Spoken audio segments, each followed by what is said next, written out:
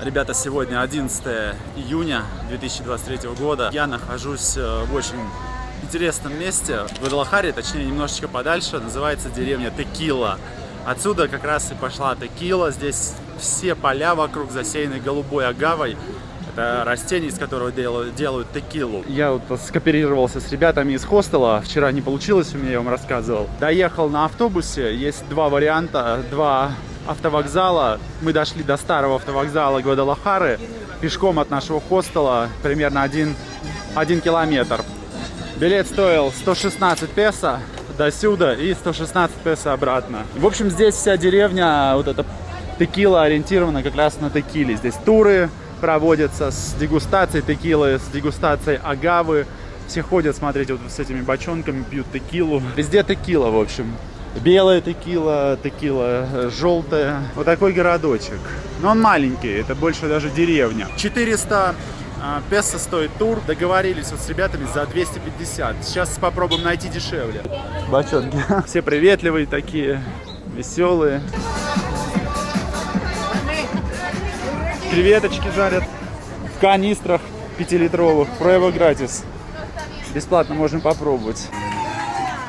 В таких бочонках туры проводятся. Что классно вот в Мексике, здесь в каждой деревушке вот сохранились вот эти старинные площади. Сокола называются, центральные, с катедралями. Единственная жара, конечно, лютая. Градусов, наверное, 35 и больше. Очень жарко на солнце. Вот из этих чашечек пьют. Ничего себе они стоят, 3 сотни. Donde van a degustar 6 tequilas por persona. Joven, blanco, reposado, añejo.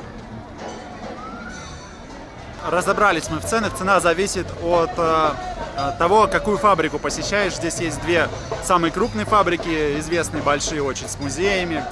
Но мы выбрали вариант вот по 200 песо. Самый недорогой, дешевле просто нет. Самый дорогой получается от 200 до 350. Выбираешь фабрику. 200 песо тоже все включено с дегустацией, со всеми делами. Только зависит цена от фабрики.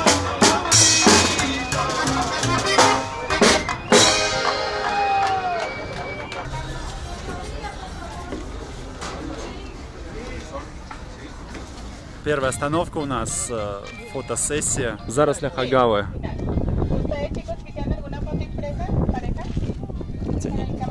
Колючие какие. Похожие плантации на плантации ананасов. Ребята, он пьет сервеса де агава называется. Пиво из агавы. Прибыли на фабрику, это следующее место, называется вот так, Дон Томас. Фабрика по производству текилы. Можно попробовать. Сладкая, как морковка. Натурально говорят, без сахара. Она очень сладкая. Сердцевина. Смотрите, как бродит агава. Тут разные стадии ферментации. Здесь занимается перегонкой текила. В общем, самогонный аппарат. Такой красивый садик здесь. Раздают стопочки, попробуйте текилу. Пакетов. Ну, такой типичный запах текилы, да. Вот это текила 55 градусов, чистая. Ну, текила, если вы покупали в магазинах, там, по-моему, 37 или 34 градуса. Ее до такой градусности доводят с помощью воды. Разбавляют водой и потом помещают в бочки, чтобы добиться вот вкуса хорошего. Она называется текила анехо, вот, которая хранится в бочках долго. Ребята из Аргентины, кстати, да. Вот эти бочки сделаны из французского какого-то дерева специального, в котором хранится текила. И за счет бочки, конечно, меняется и цвет текила. Если вы видели, белая текила, вот прозрачная, и желтая она потом становится. Это тоже вот за счет вот этих бочек. 34? Es de 34. Чуть-чуть попробую. Здесь 34 градуса.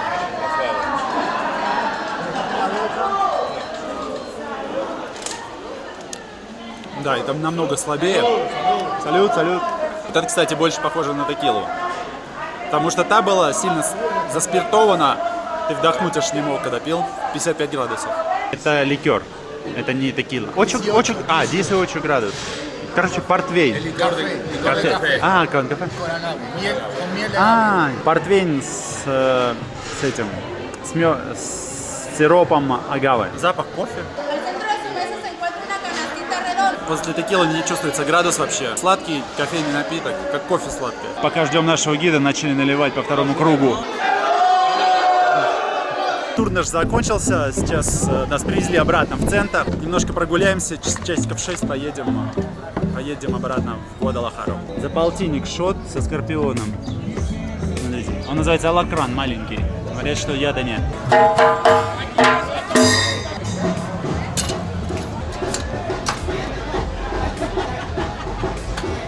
¿Cómo se llama?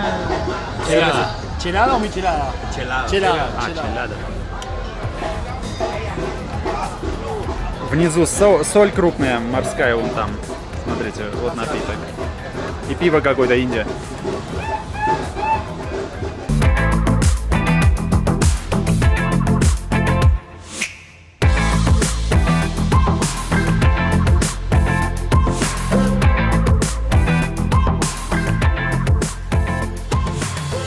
Смотрите, как красиво. Что за место, непонятно. Видно, что ухоженные, огромные кактусы. Но непонятно, что такое. Вот такая была поездка в деревню Текила. Честно говоря, здесь, если ты не пьешь алкоголь, здесь делать нечего, будет достаточно скучно, потому что все выпивают, все навеселе. Атмосфера пьянки, короче. Все смеются, пьют пиво, мичеладу. И поэтому комитет будет скучно. Экскурсия, честно говоря, меня немного разочаровала. Я думал, это будет как-то более масштабно. Мы съездим на плантацию, посмотрим там, как хотя бы собирают агаву вот эту. Текила за 250. За 1000 рублей сколько там литров получается? 5 литров, что ли? Все, едем обратно в Гвадалахару, и завтра я выезжаю в Пуэрто-Вальярта. Сегодня 12 июня 2023 года. Я только что сделал чекаут. Сейчас иду снять в банке денег. И на остановку, на станцию метро еду на автобусную станцию. Новую автобусную станцию. И дальше отправляюсь в Пуэрто-Вальярта.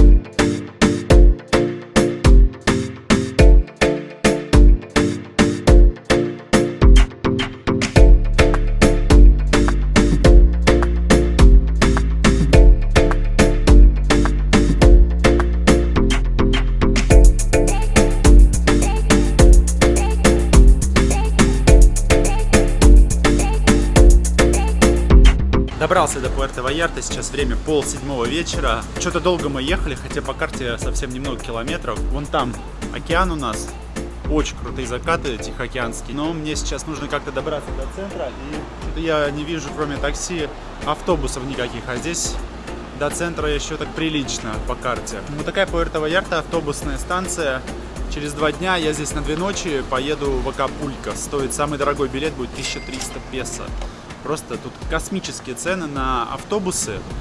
Автобусы по цене самолета. Поэтому путешествовать по Мексике оказывается дорого. Но это еще и было в 2020 году. Я еще тогда говорил в видео, что дорогие билеты на автобусы. Здесь потому что платные дороги стоят тоже дорого. Выдвигаемся в центр. И надо по пути будет зайти в Walmart, закупиться продуктами немного на 2 дня. И потом, наверное, пойду куда-нибудь поем. И уже, наверное, время будет достаточно позднее. Буду завтра полностью изучать этот город. Все очень просто на самом деле. Главное найти вот в такой ситуации главную улицу, главную дорогу. И по ней всегда ездят автобусы. Вот она. Буквально тут 3 минуты от автобусной станции. Туда, в центр. Я сейчас, наверное, прогуляюсь пешком. Я сейчас, когда выходил из автовокзала, спросил у парня дорогу. Он мне сказал, что там 2 пути есть до центра, до Волмарта. Говорит, но каждый из них примерно по часу, если ты пойдешь пешком. Час один путь, час другой. Ну, я выбрал по главной улице. Сейчас посмотрим, за сколько я дойду. Я вышел в 7 часов 10 минут. Сейчас 14 минут. 4 минуты иду. Такая главная улица. Но это еще не город. Город чуть подальше. Почти полчаса иду. Вот начинается город. Сам Пуэрто-Вальярта. Посмотрите, еноты едят. В лес убежали. Им поставили здесь миски с едой. и водой. Они приходят есть. Ладно, не буду их смущать. Прикольно.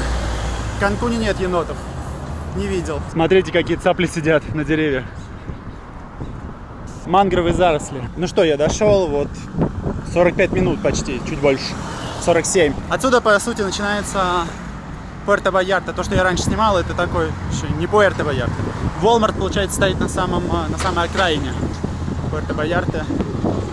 И вот здесь начинается город. Вон он, Walmart.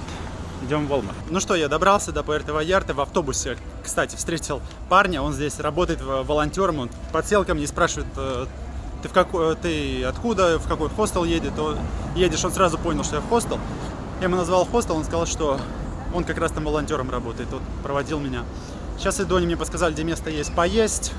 Иду поесть. И, в принципе, на сегодня все. Возможно, сейчас пройдемся немножко по набережной, покажу, что здесь. Вот, я живу прямо вот здесь, вот за углом. Это самый центр. Здесь, конечно, вот, наверное, поинтереснее, чем в Канкуне, потому что сразу набережная есть. По ней можно прогуляться. В Канкуне, конечно, такого нет, только вот на заливе. Здесь в этом плане поинтереснее. Большая такая, широкая. Ночные клубы прям сразу здесь. Тихий океан, кстати, сразу напомнил мне Лиму, потому что запах отличается от Карибского моря. Круто, мне нравится. Ребята из хостела мне сказали, порекомендовали зайти вот в это место, называется Пелискадос. Сейчас посмотрим, что мне принесут. Стоит 90 песо. Разные кусочки мяса, соусы. Смотрите, как делается вот то, что я заказал там. Пелискадо называется. Это стоит 90 песо. Нормальная цена. Вот такая лепеха, тортилья. Ее намазывают маслом сливочным и сыр туда добавляют, вы видели. Потом жарят, переворачивают и засыпают. Gracias. Еще соусы принесли. И засыпают потом тем, что ты выбрал. Я выбрал вот курицу, там можно язык выбрать, все что угодно. Там много-много добавок. И грибы в соусе выбрал. Потом добавляют уже фасоль в конце, лук, если хочешь, и цилянтру этот, кинзу, и лимон. И вот сколько здесь соусов еще к этому всему. Сейчас буду все пробовать, я думаю, это вкусно. Отлично, очень вкусно. Отличное место, могу порекомендовать. Вкусно. Ну, здесь народ много. Смотрите, на улице он все идет.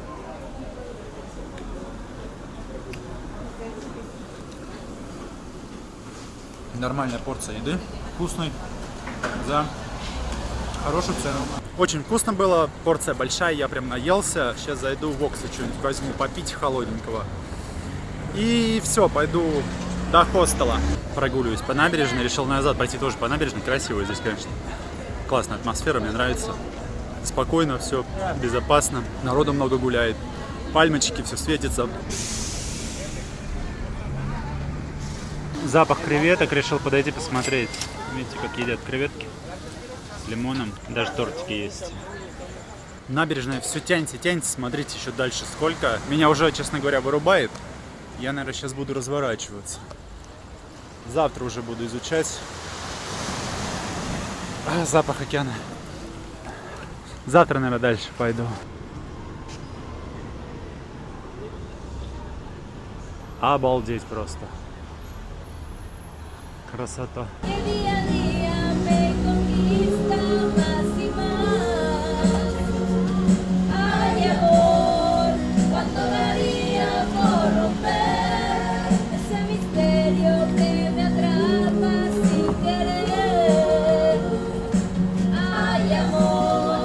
Это у нас в хостеле. Караоке сегодня.